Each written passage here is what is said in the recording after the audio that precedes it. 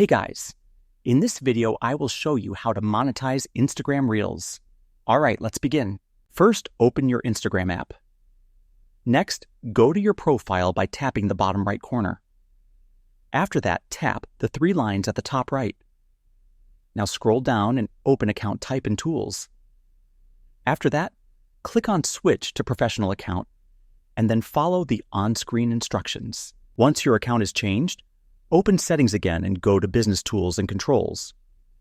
Then open Monetization Status. Here you can check if your account is eligible for monetization. After that, go back and tap Payments.